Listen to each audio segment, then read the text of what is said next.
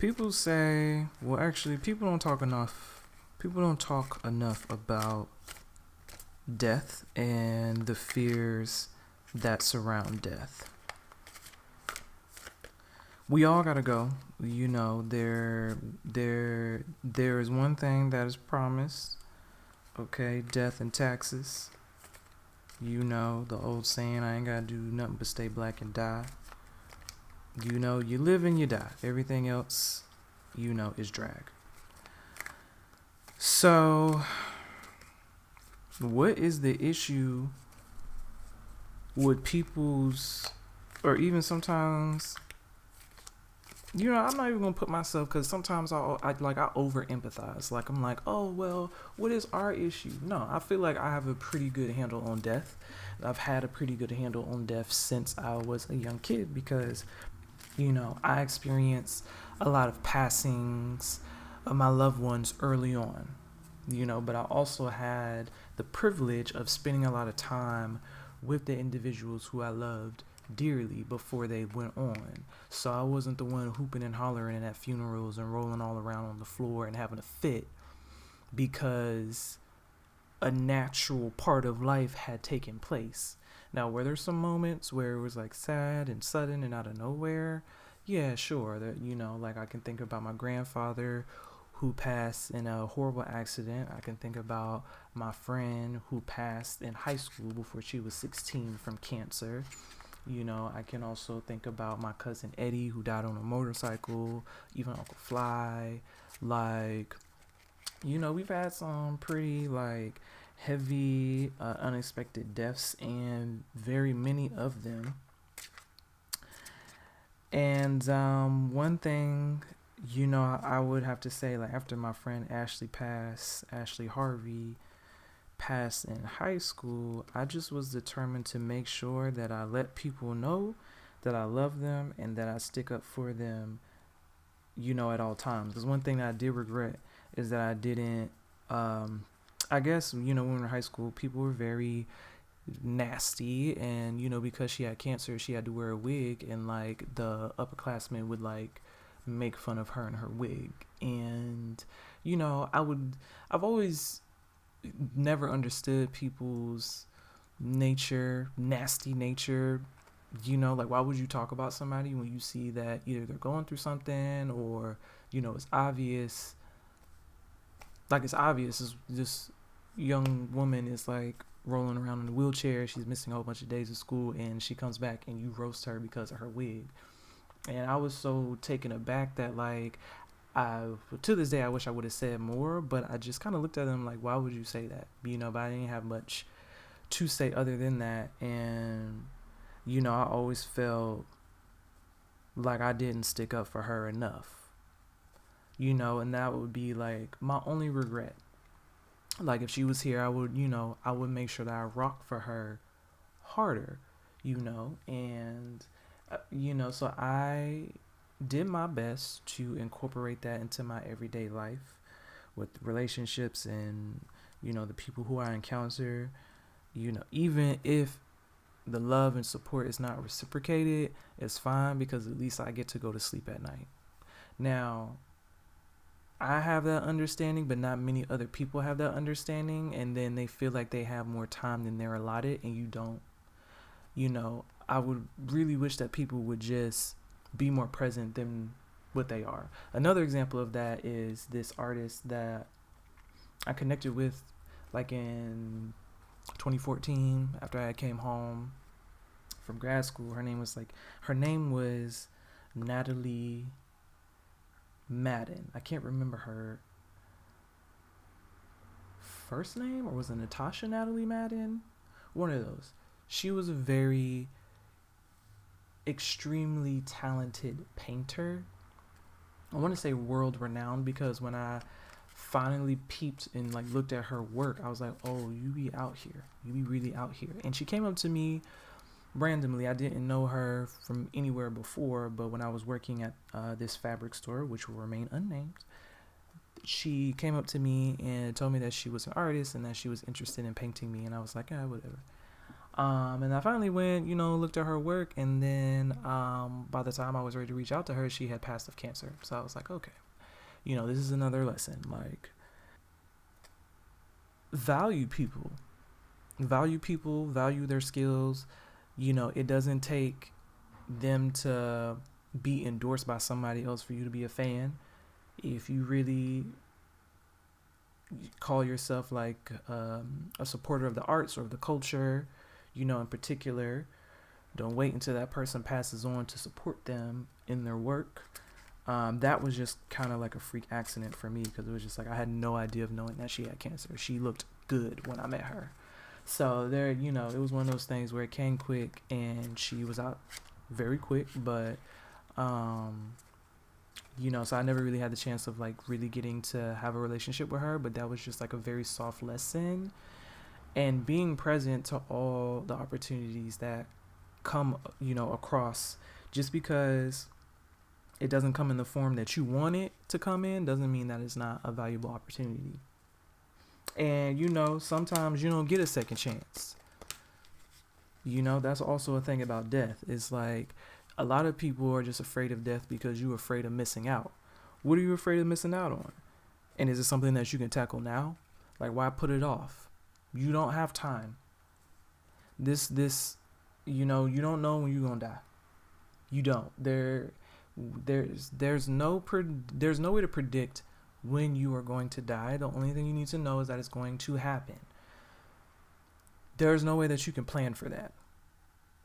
So whatever you do in the interim really counts. Like, anything that you do in the interim really counts. Make it count. And be sure that whatever it is that you're attending to and giving your energy to, when you cross over, you have no regrets. Or when somebody else who you love crosses over, you have no regrets. So be sure that you're not neglecting your relationships and neglecting people because you feel like you have time. You do not have time.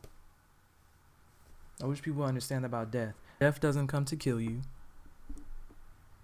Okay, the Grim Reaper doesn't, come out here slanging, shooting and stabbing. That is not death, okay?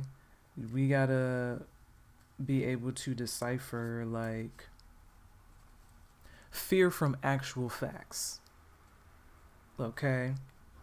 You do not fear death itself.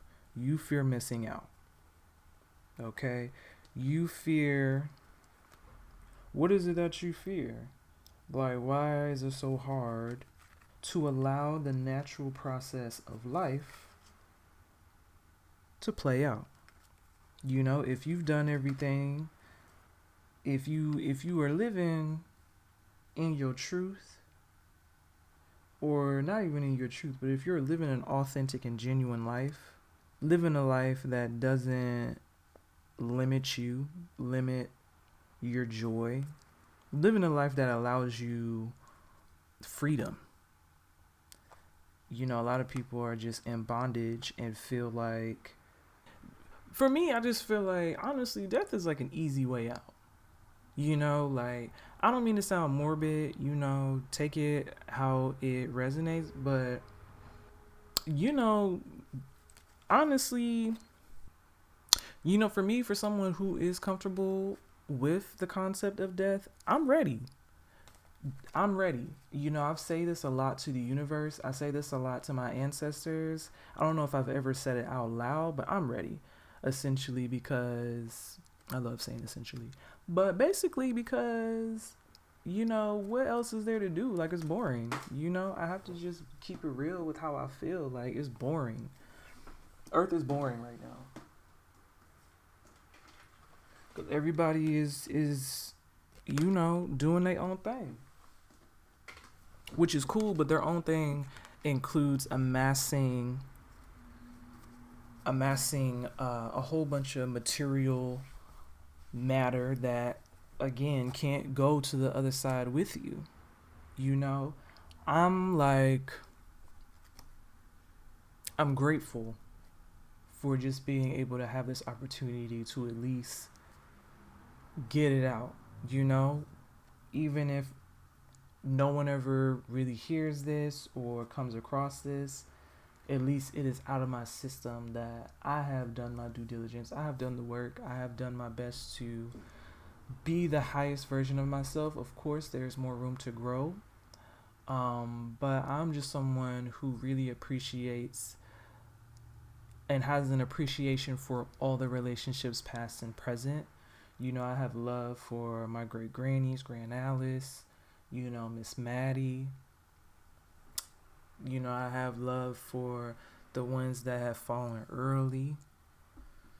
I have love for, you know, everyone who really cared for our relationship. I have so much appreciation and love for that.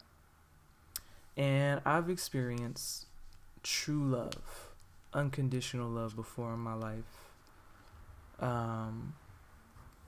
through loved ones. And I haven't experienced anything like it since. You know, and to me, the most important thing in this life is healing, and healing as a collective. And I know I'm not going to be able to do that work by myself. It takes other people who are serious about their own healing and serious about the collective. And if I'm being honest, I do not feel that as a collective we're at a space where we can do that healing together. And so that kind of leaves me at a crossroads, for real, like at a crossroads where I'm feeling like, so what's left? What am I doing here? I would probably get more work done in the afterlife, because what another sick thing that society does is they only cherish people once they have crossed over. And maybe that'll be what I do going forward. I just honor those who I love now. Honor those in a way that I can memorialize them before they have crossed over.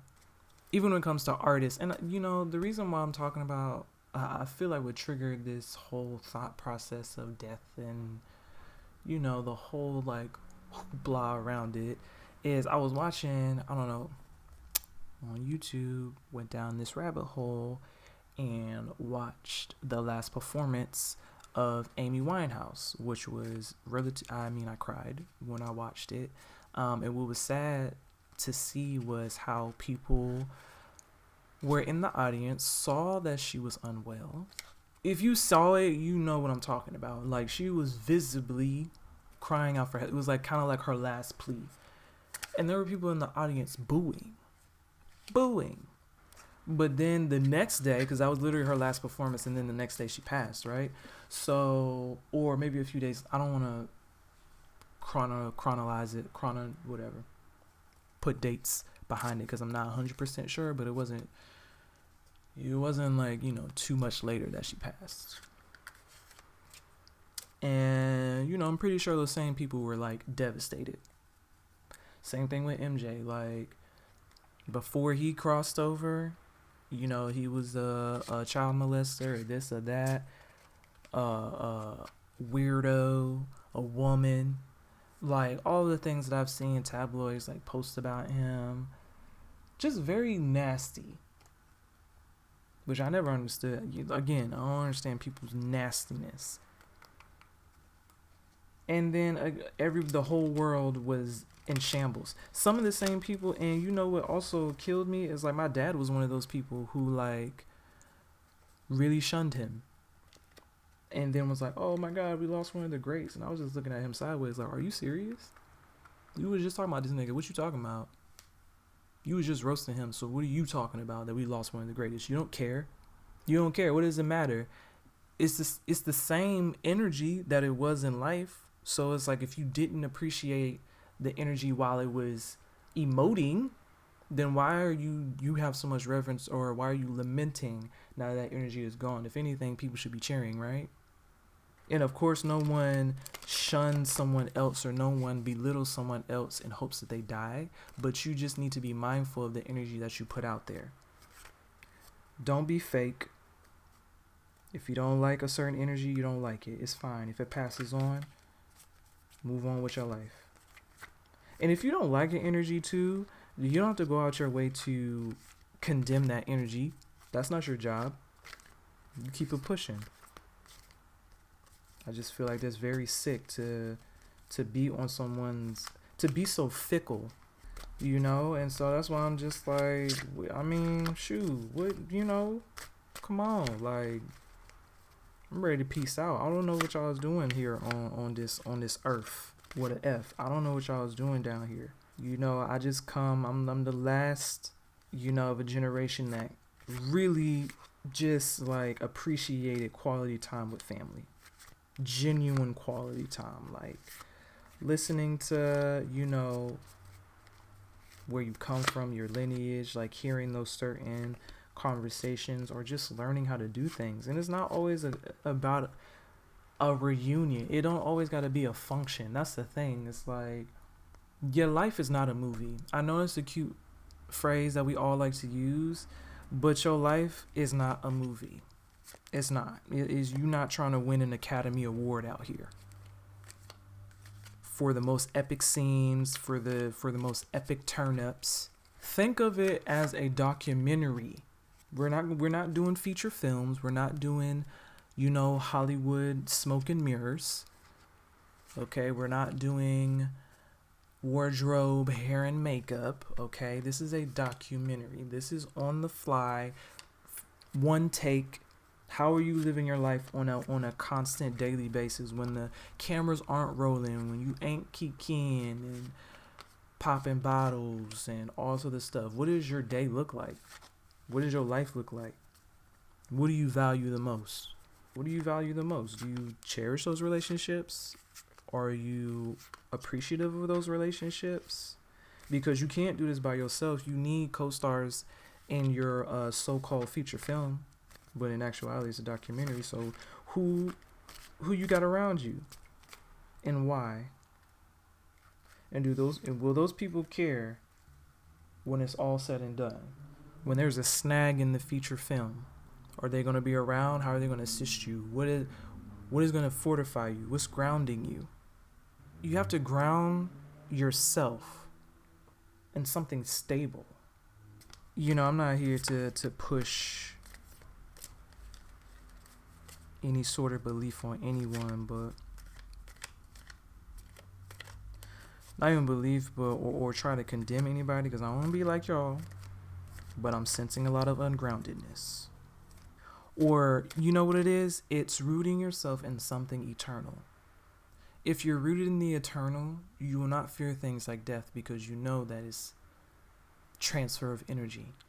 And if you're also rooting yourself in something eternal, then you will always have access to those energies once they've passed.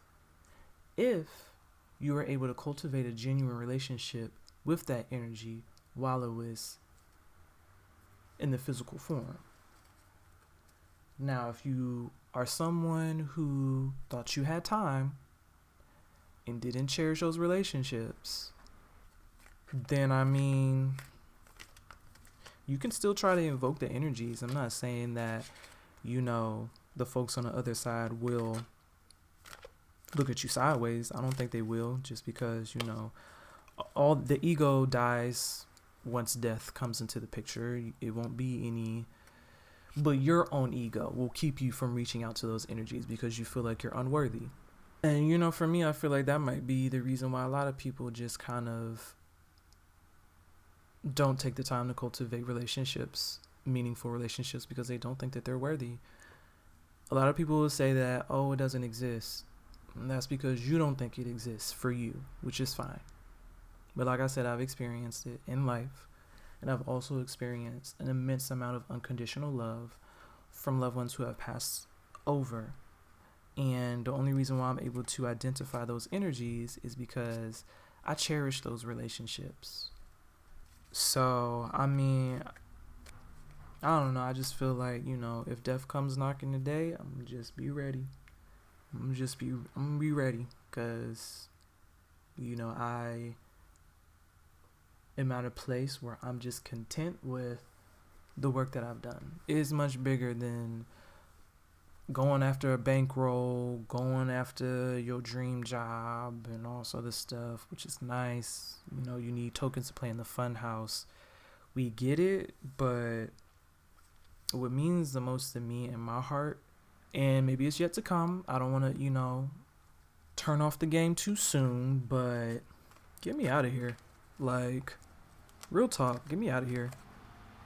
I mean, I ain't perfect. I know I haven't been the best person in each relationship, but I definitely tried. I definitely put my best foot forward. You know what I mean?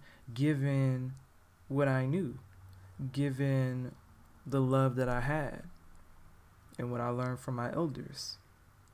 I don't take from nobody. That's not what love is. No one's, and that's another thing. No one's obligated to be in relationship with you, especially if you don't have a good relationship with yourself. Which is also another thing. Get right with yourself. Because, again, you don't have time. So what are you waiting for? Like, why do you feel like your healing can be postponed until what? People die of broken hearts every day. People die at work. People drop dead at work. On the subway. Big promotion. And that's another thing. I be really over stories of like, oh, he had it all and he just died. He was so young. He had a job. He had a home, wife and kids. He had the life and then he died. Wasn't that the goal? Isn't that what y'all want? So then when you receive it, you can't take it with you. You did the assignment. So now what? I feel like that's the big lesson here. You did the assignment, so now what? And if you're still feeling unfulfilled or feeling like the life was, unlived, ask yourself, why do you feel like that person's life or your life is unfulfilled at this moment? That stuff be blowing me. And again, RIP to everybody who has passed over. I'm not trying to diminish, death and the pain that comes along with it in the morning. Like I said, been there, done that. I have several t-shirts, okay? Still have Ashley Harvey's t-shirt in my closet to this day. So, I get it. Unlike a lot of people out here, she literally was just 15. She didn't get a chance to get the house, the car, the spouse, the whatever. She didn't get that opportunity. And a lot of children don't, who pass early. That'd be really sad for me to, I mean, but then again, the way that the world is set up, it's like, it's a blessing in disguise. Like, no, I can't even imagine. I mean, I can't even imagine the life that a lot of kids will have to live coming into this world that is just so wrecked. I don't understand why we would even fear death. This place is in shambles. Why would you even fear death? Like, what's here? Somebody gonna have to explain to me. Somebody gonna have to make it make sense. Like, what is on earth that would keep you bounded here?